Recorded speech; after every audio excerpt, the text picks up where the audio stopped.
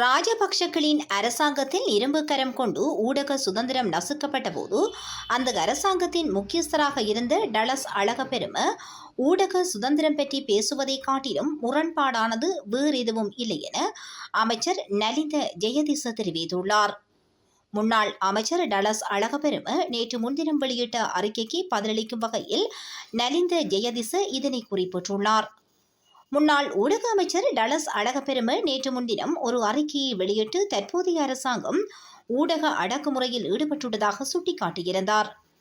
கடந்த செப்டம்பர் 23ஆம் தேதி முதல் 107 நாட்களில் ஊடகங்கள் குறித்து அரசாங்கம் தேவையற்ற அச்சத்தை ஏற்படுத்தியுள்ளதாக அவர் குறிப்பிட்டுள்ளார்.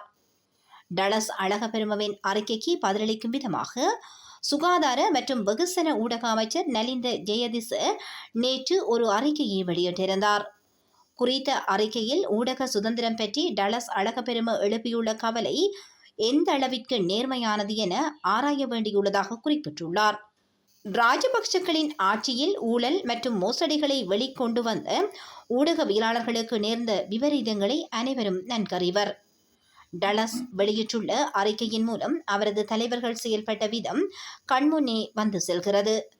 ஊடகவியலாளர்கள் பல்வேறு அரசாங்கங்களின் கீழ் பழிவாங்கப்பட்டமை மற்றும் அச்சுறுத்தல்களுக்கு உள்ளாக்கப்பட்டமை தொடர்பில் ஏனையவர்களை விடவும் எமக்கு சிறந்த புரிந்துணர்வு உள்ளது.